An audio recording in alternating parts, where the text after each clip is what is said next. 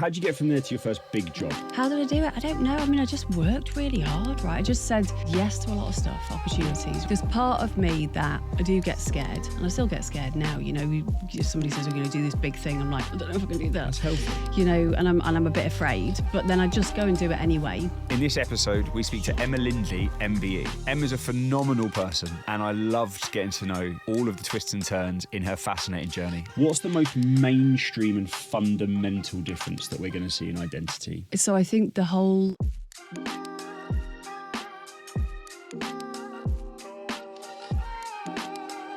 I know a lot about you, but I've never heard it from you. I've heard other people say, Emma's done this, Emma's done that.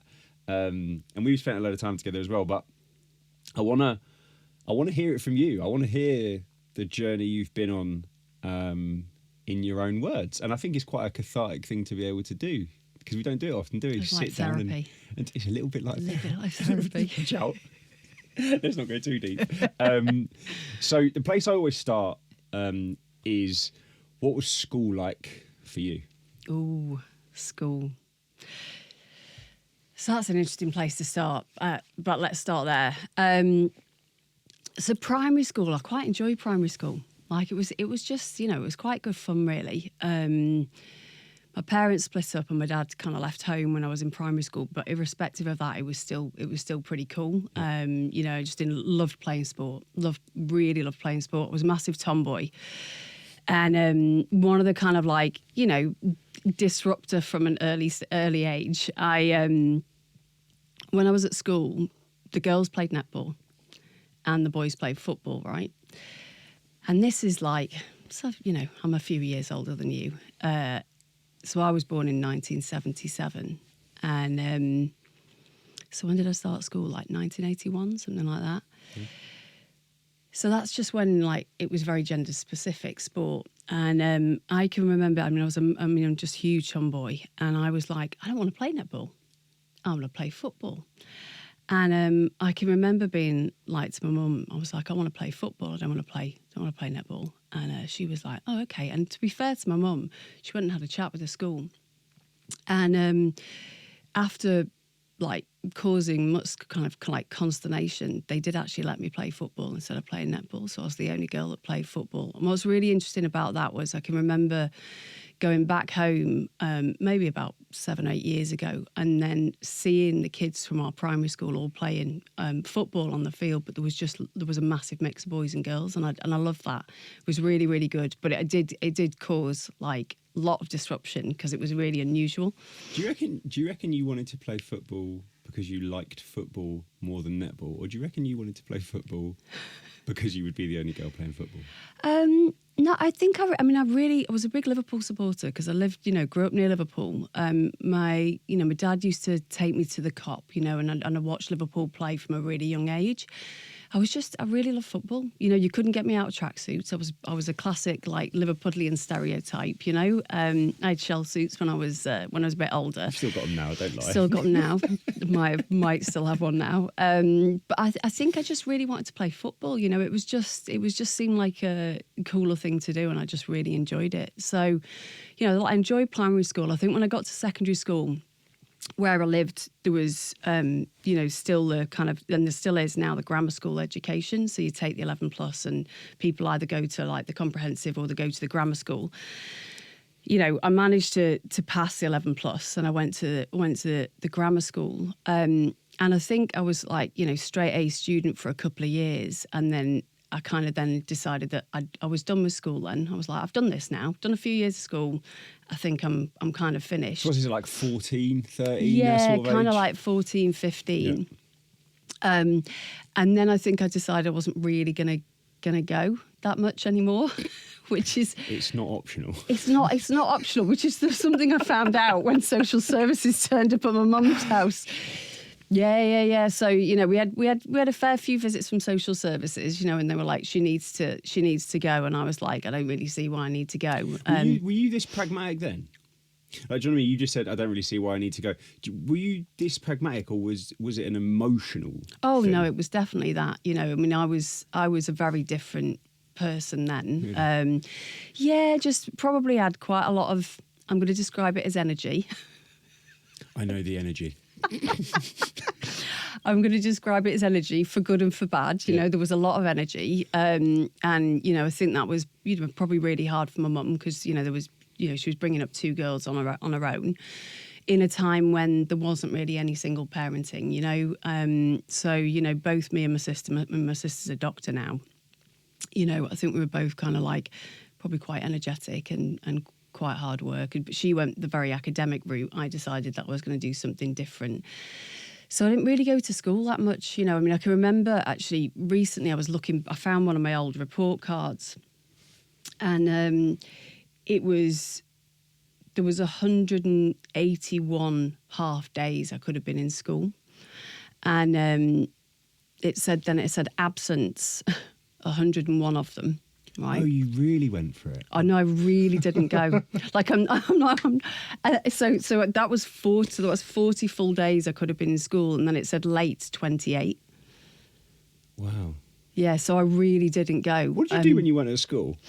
Oh, it's just all sorts of getting into Fine. all sorts of trouble. Yeah. You know, I was just into a whole bunch of trouble. I think when I was a sort of teenager, you know, I think how and I'd be really candid, how I didn't end up in care is like, you know, it's testament to my mum really, you know, and to the school that they kept teaching me. I had a couple of teachers who refused point blank to teach me. I think my maths teacher decided that he just did not want to teach me. So my GCSE maths, I was actually just left in the school library with the school books, and I had to teach myself GCSE maths. I've had some teacher refusal myself. Yeah.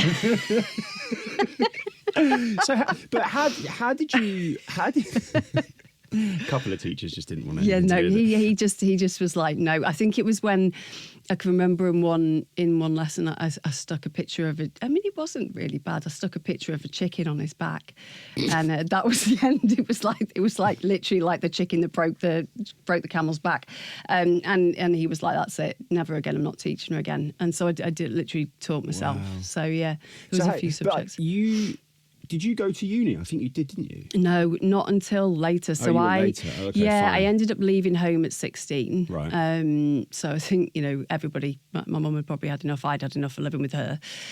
And, you know, because she kind of had she had her own personal kind of challenges. Yeah. You know, she subsequently passed away, but she had quite bad alcoholism. So, you know, I left home at 16. My sister had already gone by that point. She'd qualified to get into university to do medicine.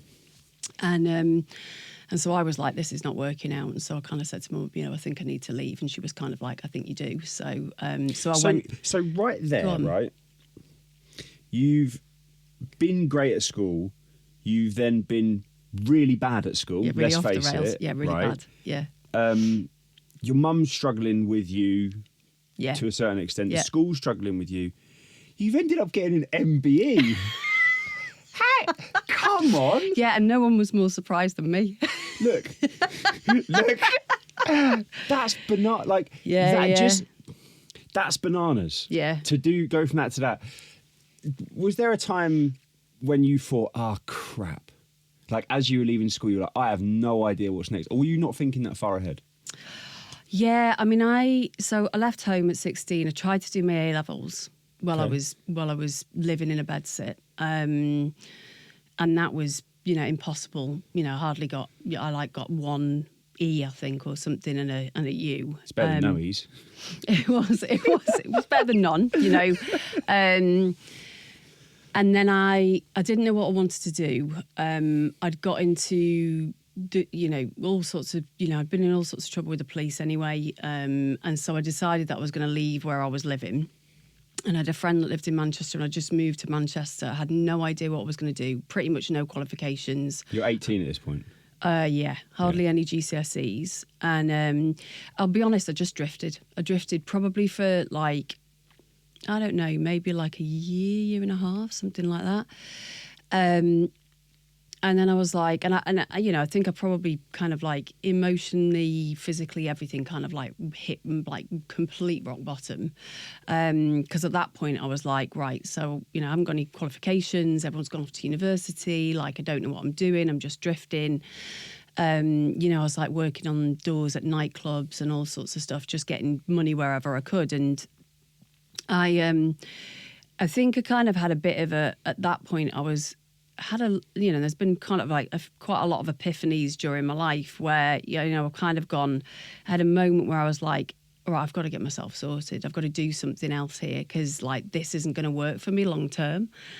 And so what I did was I had always really been into like fitness. So I think the thing that kept me in secondary school was the fact that I'd been really good at hockey. So like I was captain of the hockey team and all that sort of stuff. And I really enjoyed sports. So I was like, actually, I think I want to be a fitness instructor. So I went to a local, and gyms weren't really like mainstream then. But there was a gym in Bolton that actually I'd ended up like living in Bolton. And I kind of managed to get a job working in the cafeteria. So I just went in and I went, I'll come in and work in the cafe. No idea what I was doing. Didn't want to work with food, just wanted to work in the gym. And I was like, I'll go in, I'll ask them if I can get a job in the cafe, work in the cafe for a bit and see if I can get the job in the gym because I haven't got any qualifications. And that's what I did. That's what I did. And then every day I used to say to them, when are you going to let me go and work in the gym? When are you going to let me go and work in the gym, And I was like, I'll do this job really well and then maybe let me go and work in the gym. And that's what they did in the end. How long did it take? I think it took about 6 months, right? For someone who has like just floated around, 6 months is a long time. Yeah, it was a long time. When you've got no fixed direction, 6 months is a long time. Because lots happens in floating around time. Loads happens in a week. Yeah. 6 months must have felt like a stretch. And I hated it. I hated working with food. I had no interest in doing what I was doing, but I was like, what else am I going to do, And then eventually let me work in the gym. Do you think that settled you, sticking to something for 6 months? No, because I wouldn't say I didn't really get settled until a bit later on. Okay. Because I think I was still looking for things externally to ground me. Do you know what I mean? Rather than looking internally, I was still in that kind of mindset of going, something or someone else is going to fix me, versus I've got to do the hard work and fix myself, right? So I had I got married to someone for 10 months, decided that wasn't going to fix me because he wanted me to make his dinner. And I was like, I've made enough dinner in the day. It's not going to work long term, my friend. I'm all dinnered out, mate. Yeah, so I kind of got married for 10 months. I was like, that's not going to sort me out. So I was really like, my life was pretty turbulent, even though I wouldn't say I definitely was not grounded until that point. And then it probably wasn't until I did about a year in the gym. And, working in a gym is not very well paid. And I was like, right, I need to get paid some more money. And so I was like, right, what am I going to do? I need to get another job. And what I'd been doing a bit of was selling gym memberships. And I'd had a bit of telesales experience. So actually in between doing my GCSEs and doing my A-levels, I'd gone and one of my friends was working in a telesales place, literally got given a phone book and the phone. And you would just pick up the phone and sell advertising space, right? And I needed to earn money.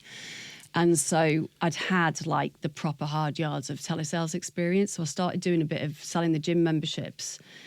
And so I then just went to a recruitment agency and said, look, I think I can get, I could do a job in sales.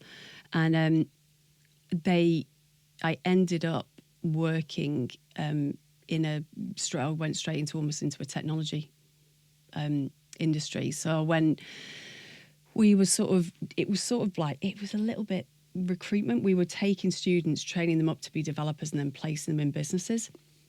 So I was doing sort of like B2B sales of these students. Amazing. Yeah. And then I think everyone should have to do, I honestly think I think we should replace uni anyway, but that's a whole other topic.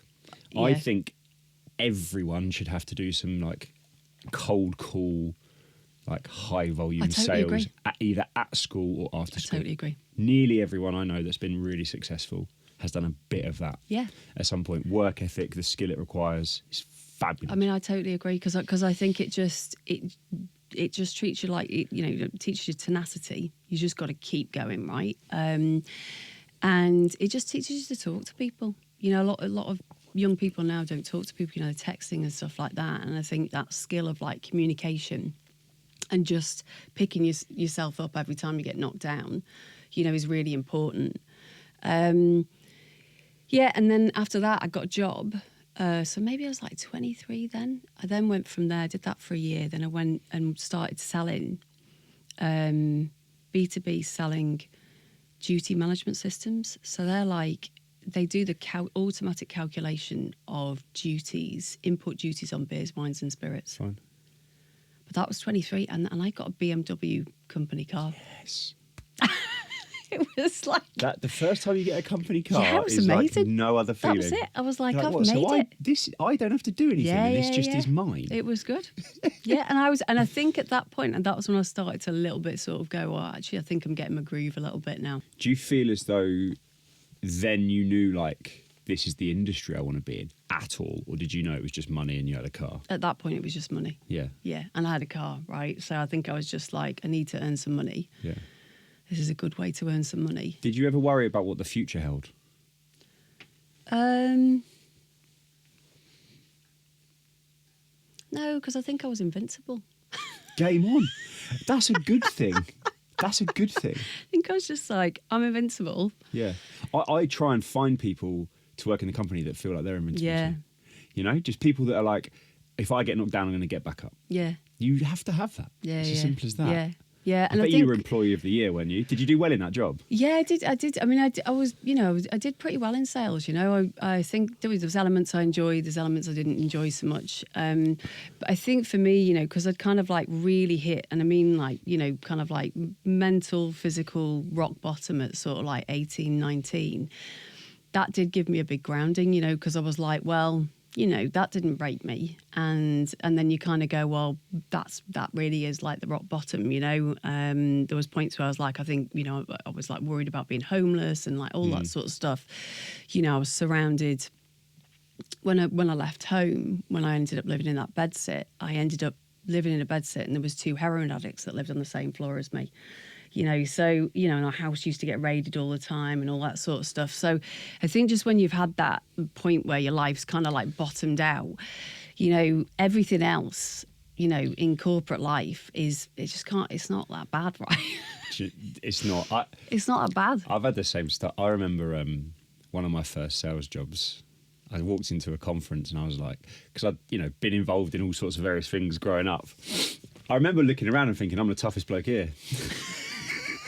And it made me really calm. I was like, Yeah, if this all totally. goes wrong, if we go to the networking event after, I'm fine, Yeah, I'm relaxed. this will be all right. And it just gave me like a calm. It's a funny thing. My husband used to be in the military. So he's done a couple of tours of Iraq and, Northern Ireland and stuff. And then he left the army and went into civilian life. And he actually went and worked at one of the gambling companies. And he said he can remember when there was they actually had a bomb threat. And he just said, like, everyone was running around, like, all the execs are like, oh, there's a bomb threat. And he just said he was just, like, totally calm. Love it. He's like, because no one's getting blown to pieces, right? There's not a, like... It's fine. Yeah, it's not like it's not a life or death situation. It's going to be all right. Have you had within what has been your career, have you ever had disagreements about hiring because of the way you want to hire? Yes. Because of the way 100%. it came out for you? I figure it. 100%. There's no Yeah. formula, is there? No, and, I used to get turned down for interviews because I didn't have a degree. Now, I did actually subsequently go and get an MBA from Manchester University, but I didn't start that till I was 30. Again, that was, probably one of the hardest things I've ever done because you go from like getting minimal GCSEs to doing a master's, and it's quite a big jump, like 10 years later. But I do really truly believe that you don't need to have a degree. And I can remember I was doing some recruitment. It was maybe about 4 or 5 years ago, maybe a bit longer. And me and one of the other guys that we were recruiting, he was like, well, going through the CVs, and he just went, oh yeah, well that person has got a degree, that person hasn't. And I'm like, hang on a minute. And this guy that he'd put the CV away from, he'd just finished in the military. And I was like, why are you putting his CV on there? He goes, well, he hasn't got a degree. And I was like, but he's been in the military. And like, let's have a look at what he'd been doing. Well, he'd been doing intelligence in the military, right? With mobile phones and stuff. And I'm like, we should 100% interview this guy, right? He'll have huge resilience, right? He's going to have a real capability in terms of like technical capacity, and he's probably going to be like, we can't say because he hasn't got a degree, he's not super 100%. bright. And he was great, and we hired him.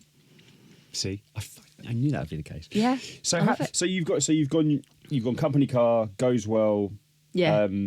How do you get from there to your first big job? Let's call it. And by big job, I mean the big job what's a where big job? the big job. I knew you were going to ask. The first big job is the one where you get the business card. And I've said this before on the pod. When I joined eBay, and Yeah. it said Liam Chennels eBay, I was like, yeah, come on. Like I was, yeah, okay, cool. Like that's big. So if it's a job title or a company, how did you get from that? Shit, I've got a company car to I'm in like a proper job now. I suppose there's a couple. I mean, I got a job at Fujitsu. I mean, that was, I think that, and I was like 28 then. Yeah, there you go. And I think then, and I went through like a really stringent recruitment process, and then I ended up working in a team of people, and they were all a lot older than me. You know, they were all like 10 years my senior, and I think that was the job where I kind of went, oof, yeah, like this is a big job. How did I do it? I don't know. I mean, I just worked really hard, right? I just said yes to a lot of stuff, opportunities, right? You know, I think there's part of me that, you know, I do get scared, and I still get scared now. You know, if somebody says we're going to do this big thing, I'm like, ooh, I don't know if I can do that. That's healthy. You know, and I'm a bit afraid, but then I just go and do it anyway. I think I had a bit of a blind spot for, and I think that's been healthy, a bit of a blind spot for, you know, you might not be able to do this, and what are all the things that could go wrong, and women might not be able to do this. Do you know what I mean? You're a woman, you might not be able to do this. I've always had a bit of a, you know, because I was playing football with, do you know what I mean? So I've always kind of gone, like I was playing football with lads when I was, you know, 9, 10, when, you know, because I've never seen that kind of gender thing of going, you know, men are different to women. So, you know, I mean, I've probably got a slightly more mature perspective on it now. So I think now just was, you know, then I was like, I don't see the difference. You know, I can do anything they can do. So, like, what's the difference? So I think that really helped me, you know, and I said yes to a lot of stuff. And I felt scared, but I still did it. And I worked really hard. Like, I was, you know, I think my friends probably would still describe me as a bit of a workaholic, right? I think during my 20s, I felt like I had something to prove. Because a lot of people had gone off to, you know, I think you'll probably get this. Yeah, I do get it. It's not even some... It's a weird one, this whole, like, something to prove thing. Because you'd have probably felt quite lucky to be in the spots you ended up in, having been where you were at 18. Do you know what I mean? And you don't want to let that go, because you know how crap it can be if it all goes wrong. I've always had this thing of, I don't want to get fired. Because if I got fired in my early 20s, there's no back to mum's. So I was always worried, I don't want to get fired. And then what that turned into is really high performance. Yeah. But it came from, I don't want to get fired. It didn't come from, I want to achieve this, and this. It came from, I need to keep this job.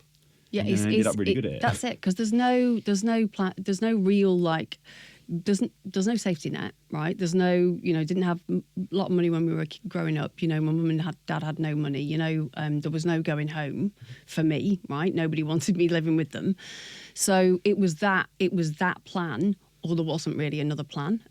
So I just had to execute on that plan, you know. And I was like, I can be really, you know, very, very focused, you know, when I'm kind of like, that's the plan and I'm going to make some money. And I think I had kind of set in my mind, I wanted to earn a certain amount of money, but I was like, I want to earn this amount of money by the time I'm 30, and nothing less is going to be, you know, is going to be good enough. Oh, I don't know if I can say that.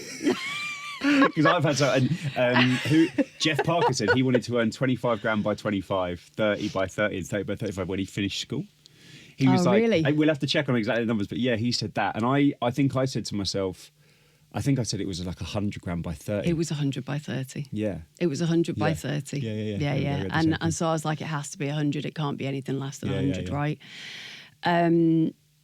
So yeah, and I think I was just really singly focused at that, you know, and I was just like, I'm just going to work really hard. And I worked really long hours, right? You know, I still do work long hours. So, you know, I think I just worked hard, you know, and made it happen. There's nothing wrong with that. No, just worked hard and made it happen. And I'm not saying it wasn't difficult. And there's been moments where I've gone, I wish I'd worked harder in school, you know. Do you know what? I've never thought that. Haven't you? Nope, never. because I've That's ended really up doing all interesting. right. I have never. Well, me too. I have never regretted the way I was at school. It's so interesting, right? Because I was thinking about this morning when I was getting ready, and I was thinking, should I be honest and say I do regret not working like that hard in school, right? But it's an honest thing, right? Because I do a little bit regret it.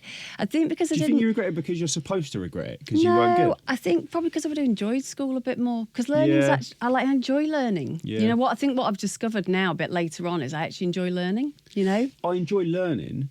What I don't enjoy is being taught how to pass a test.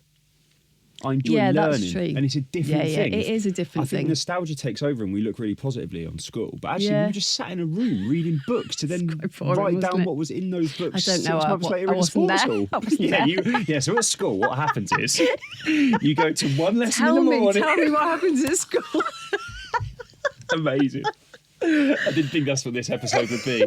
In this episode, we brief Emma Lindley on how school works And I'm what also happens. I'm not advocating it for anyone that's listening, right? But So do you know what? When Go I to did, school, I everybody. did a TEDx about how schools, unis, and businesses. And I did it in a university. Oh, really? Like I did a talk at a school a couple of weeks ago, and I found it really difficult to not be like, "Don't worry about this stuff." Yeah. You know, because it Yeah. doesn't. As your proof, it doesn't end up having a massive difference if you just.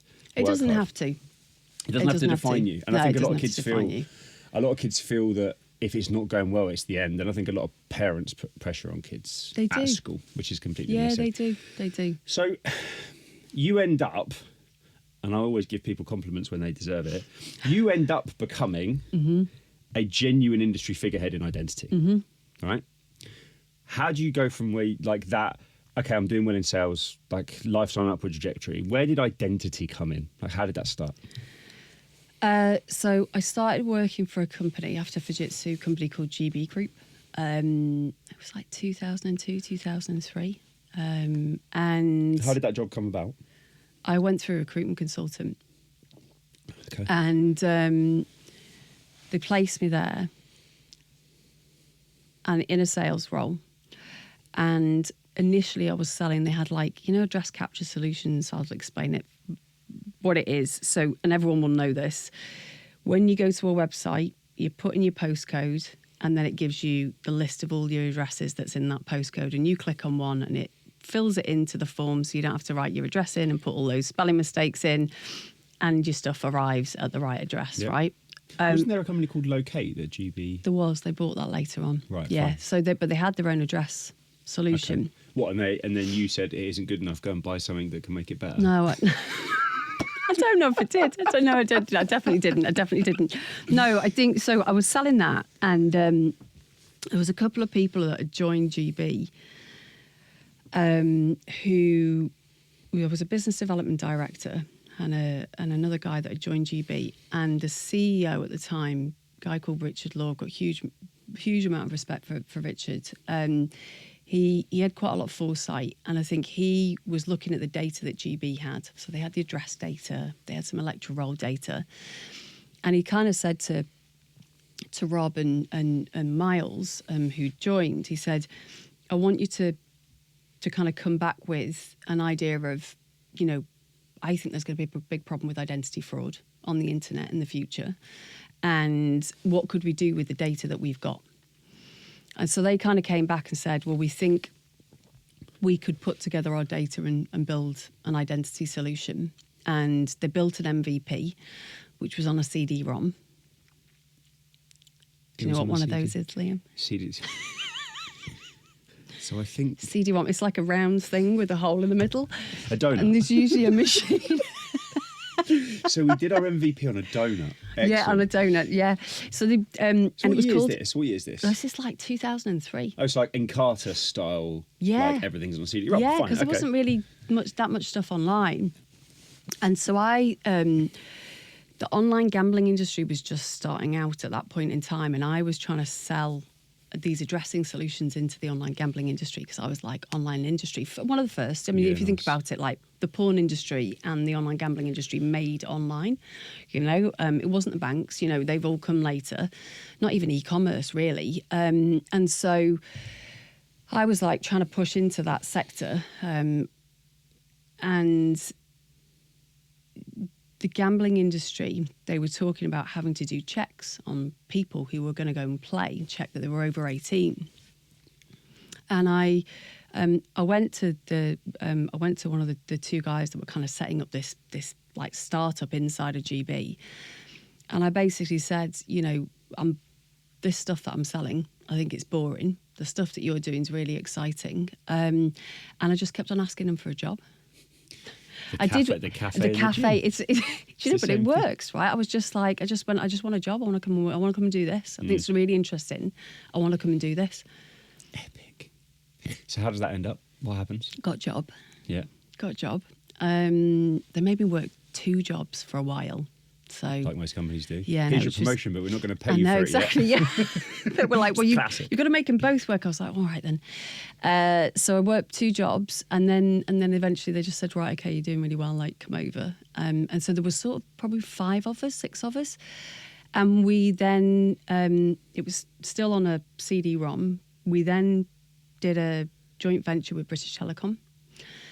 So what we did was we took the kind of technology that we built and all the data that we built in, and BT at the time had a web services environment. This all sounds like very like. No, but at the time it was. It was like, you know, if you think about it, in the UK at the time was only Experian and Equifax. Yeah. Call Credit, which is now TransUnion, credit referencing agencies had only just started out, and I mean.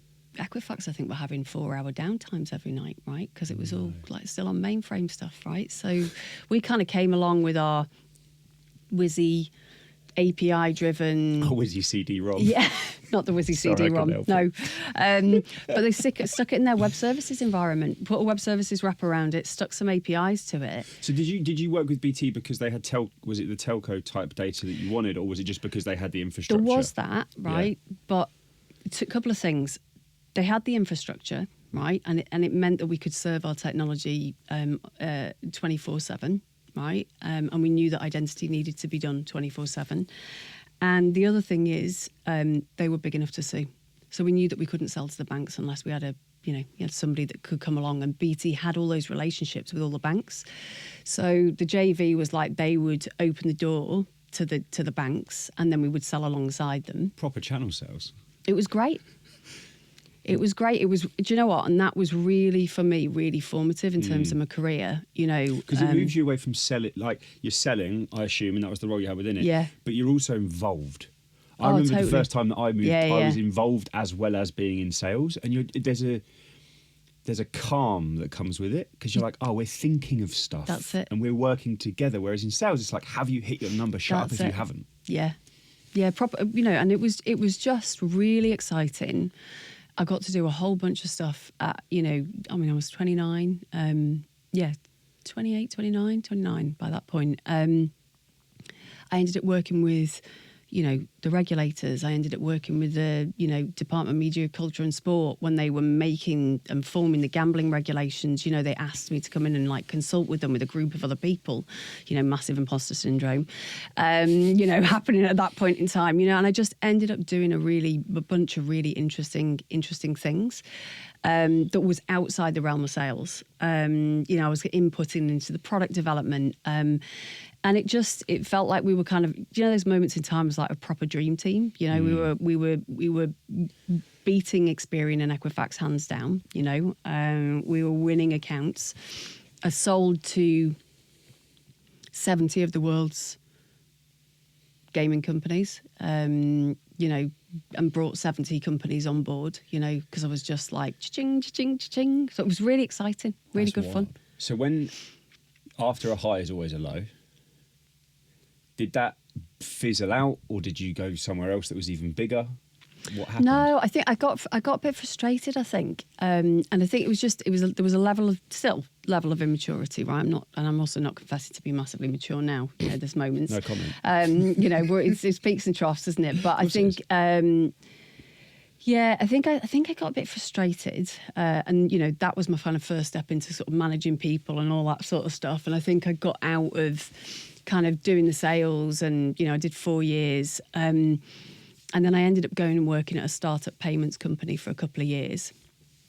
So yeah, it kind of fizzled out, but I think I wish in hindsight, again, I wish I'd stayed. Like, hindsight's 2020. I wish I'd stayed because I think that probably would have given me kind of a better, from a career, I think it would have been better. You've done all right. It's been all right. It's been all right. I'm very critical of myself. Critical is how you end up being awesome. It is, well, yeah. No, Maybe. it is. 'Cause if you think you've sussed it, you're going to get flat. Yeah, maybe. So you go to the payments company. How was that? Oh, that was interesting. We went to get our third round of funding, lost our funding. So we ended up selling it in a fire sale. Yeah, learned a lot there. That was really interesting in many ways. But I still I still am now like, you learn 10 times more when something's going bad than you do when stuff's going well. Oh, yeah. And I had that real moment of like, in the business world, not in my personal world of stuff's going like, everything's going wrong. I was like, in a business world, I was like, everything's going wrong. I mean, we had bailiffs knocking at the door, so that was really interesting. And then actually I ended up going back to GB for another 3 years. And I led all of their I did a lot of their international expansion. So it was everything outside of the UK. So, they were like, we've done it in the UK now. How do we take the business outside of the UK? I then decided I wanted to do an MBA. So I did that at the same time as working. And I'd kind of said to my boss at the time, I was like, I want you to cycle me around different parts of the business. So I led the product team, led the professional services team, led the international expansion. So kind of got out of sales at that point and rounded my skill set off. And it was a very conscious thing that I wanted to do because I was like, I don't think I want to do sales forever. And so I just wanted round. And so I did a whole bunch of stuff then, which was really interesting for a few years. So you've then got a load of different experience. Yeah. What point did Visa come along? Was that after that? That was after that. Yeah, I actually did. I then left there, did 5-6 years of running my own consulting business, and then I went to Visa. Yeah. What was the job at Visa? Remind me. So I actually joined Cybersource and the payment side for a little bit, and then I went in as head of identity and risk for a little while. Yeah. I love it. And that was Head probably of identity and risk. I know, for Europe. Visa, Yeah. Come No, I know. on. Yeah, and that's interesting, isn't it? Because I think apart from the Fujitsu job, that was like my next bit where I was like, this is a big job. Yeah. Yeah, and it's a proper brand. Job. Yeah, it's a proper brand. Did it live up to the expectation in your mind? Because you rounded yourself off at GBG and you're like, cool, I'm now this full package and I've got this job at Visa. Yeah, I don't think it did, for lots of different reasons. I think I'm a startup person probably at heart. I'm a startup scale-up person. Yeah. I'm probably not and I have done I've done the 0 to whatever, like couple of years. I've done that bit, because I co-founded Women in Identity, which is a non-profit, so I've done that bit. And I've done other kind of like been involved in other sort of smaller startups, but I think like I enjoy the smaller business. I enjoy the buzz. I enjoy doing multiple things, Is it fair to say that you don't enjoy the nonsense? I think I don't enjoy the nonsense. I think you've probably read me reasonably well. And I don't enjoy politics, I don't enjoy not being able to get stuff done because of politics. When I can't get stuff done, I get super frustrated because it's pointless. Yeah. From my perspective, I'm like, this is pointless. We're doing politics. We're not doing business. Yeah. And I can't be bothered with it. But good. Like, big companies need people like you and maybe at one point me. Do you know what I mean? Like, to be like that. So, Women Identity, talk to me about that. How many members does Women Identity have? What is it there to solve? Because you're the chairwoman. I am now. Yeah, I was. I co-founded it. I was, probably alongside working full time. I was the executive director for a while because we had no money. Yeah. So started it from scratch. It kind of was born out of, I think we need to have, more representation of not just women, although it's called Women in Identity, we're really championing all diversity in the identity industry. And there was just a small group of us at the time. I kind of pinged a few people and said, we haven't got anything on our industry, we should do something. And we didn't really know what it was at the start. So we just went round a couple of, events, asked a bunch of people, ran it a bit like an MVP, and were like, what do you think we should build? What should it be? People were like, well, it should be a non-profit, it should be a membership organisation. We didn't want to charge members because we knew we wanted it to be global. So we, $10 in the US is, $10 is a lot in Africa, right? In one of the African countries. So we were like, we don't want to put any barriers to entry.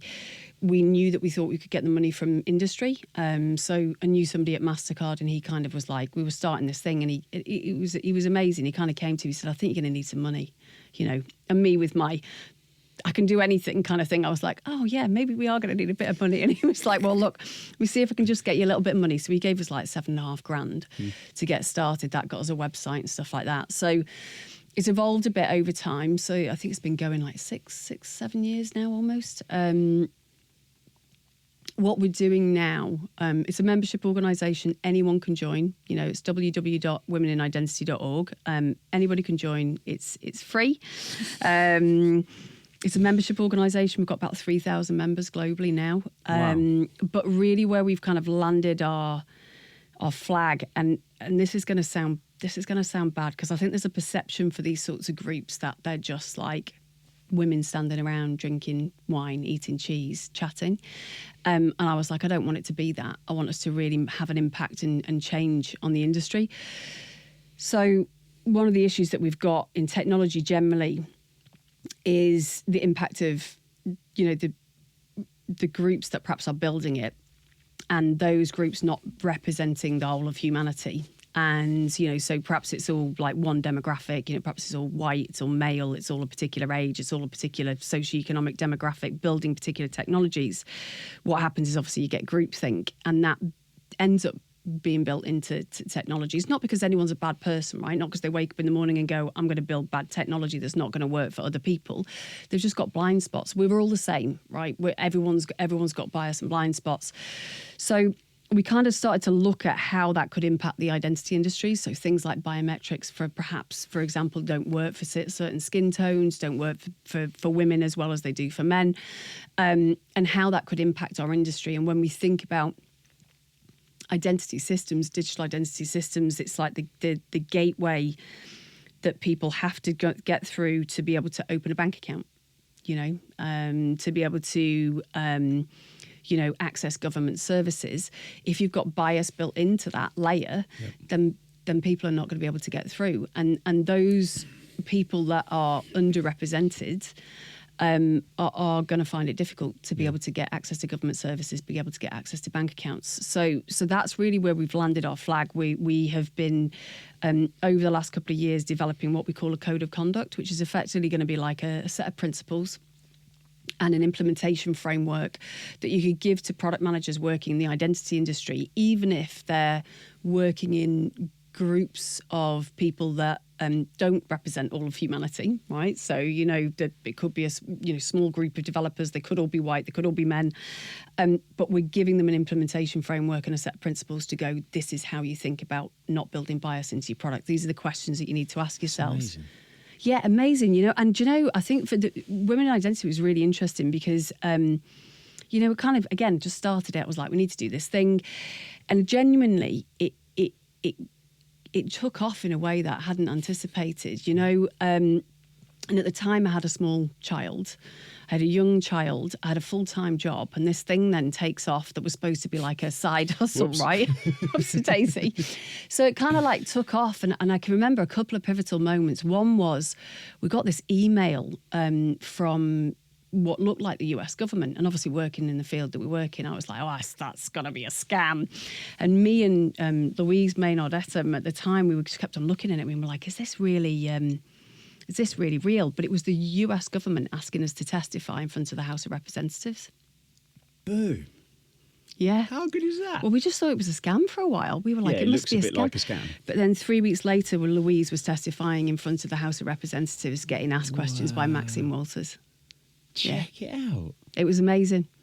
That's so good. It was amazing. And then, you know, we had the UK government come to us and say, you know, we want to talk to you about the code of conduct that you're doing. You know, we've had the World Bank give us some money and fund us in terms of doing the work that we're doing. Yeah. So I believe what we're doing is really important, impactful work. You know, and I want that to be the, you know, if we leave a legacy for the organisation, that's what the legacy is going to be. Unbelievable. Can you, can I get the links to put Of course you can. Yeah, to we'll share do that. them? Yeah, of course. I listened to a talk, it was maybe 3 or 4 weeks ago, and it was a guy he was talking about bias in identity. Yeah. He was at Airbnb. And he said that there was a decline rate for people booking places to stay, and they looked deeper, and they thought it was because people were black. He said, but actually it's because there was spelling mistakes. And spelling mistakes don't get picked up by Android as well as iPhone. And people, and the socioeconomic profile of people with Android is lower than people with That's iPhone. so interesting. And he was like, and actually people were being penalised for their socioeconomic background, and it wasn't because of the colour of their skin. 100%. Mad, isn't it? Yeah, it's so interesting when you kind of dig into it. And I think, that socioeconomic background, I think, a lot of people that work in our industry don't see that. They're not from those backgrounds, 100%. And just even having like a passport and driving licence in the UK, it costs money, right? It costs money. It's like over £100 to get a passport. So if you haven't got money, you're not going to get a passport, right? And then if you can't afford driving lessons and you can't afford a car, why would you get a driving licence? So people, it's like 12% of the population in the UK that don't have a passport and driving licence, and that's a huge amount. And then they can't do certain things. They can't prove their identity to open a bank account. And then you're stuck in a loop. You're stuck in a loop. Yeah, you are. That actually takes us, because I think we're getting close to time. I could talk to you all day. I love it. Predictions for the industry. Okay. We have a lot of people in payments. I want more people in risk and identity. What's your identity prediction? And the one that I want from you, ideally, if you can't ask me and then tell me. I can't say. No, not the actual prediction. Okay. The prediction of what's the most mainstream and fundamental difference that we're going to see in identity in the near term. Let's say within the next sort of 5 years. What's the most the one that's going to impact us? You can say more. There's no rules. But what's the thing that we're going to notice that's going to be the most fundamental? Do you think?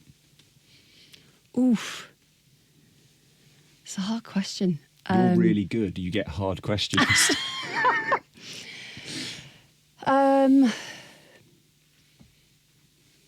What's the one thing? So I think the whole generative AI thing is going to have a big impact on our industry. It already is, right? So, the scale of attacks that can happen on, things like biometric systems, on document verification systems. I think that's going to be a real challenge for our industry. Those threat vectors are going to continue to evolve over time, because those technologies now and then the hand of, bad actors means that they can do, relatively, much more sophisticated attacks at scale, right? And I think that's going to be a real challenge for our industry. And I think we're going to see a huge evolution. It's going to push us on, right, as an industry, right? We're not going to be able to do a lot of the stuff that we have historically done, because those things are going to be fundamentally broken. I think what we are going to see is we're going to see just more move to, cryptography, all of those types of things that are going to have to make things more secure. We're just going to have to do that. Now, with my kind of like inclusion hat on and all those types of things, and when I think about my work at Women in Identity, is like, how do we do that? How do we put those technologies into the hands of consumers that could be relatively complex, but we make them simple? And I think that's the biggest conundrum that we have got as an industry, because we've got loads of clever people that work in our industry. They can build really sophisticated technologies, easy to do, perhaps not to say, but they can build really sophisticated technologies, but making them simple is the real crux of it. So I think, we're probably at some point going to see more of a move to individual kind of identity, where it's on the consumer's device. And people are using their device more to prove their identity, but trying to make that simple, embedded perhaps into, banking apps and that type of thing that consumers already understand, kind of makes sense to me. I can't see how we are going to have to push things on as an industry. So I think that's going to be the biggest shift, rather than data being held by, in central repositories by organisations that can be breached or hacked. We're going to see it more to going to consumer devices, but we've got to make that simple and easy for people to understand. Otherwise, we won't get adoption. No, and it won't convenience happen. drives adoption, right? 100%. The reusable ID. The reusable ID. The famous. The mythical beast. The mythical decentralised. Decentralised, and I haven't used any of those words, but it's because consumers don't care. They don't care, right? And that's why people use Apple, and because it's convenient, right? So we as an industry have got to get to a point where we're making the stuff that we're building really easy to use. And it's not just a big techno company that's doing it. Yeah, I agree. That was awesome. That was awesome. Thanks so much. And that concludes another episode of Not What I Expected. I hope you loved that as much as I loved recording it. If you like it, let us know. If you don't, tell us how you think it could be better. Thanks and see you again.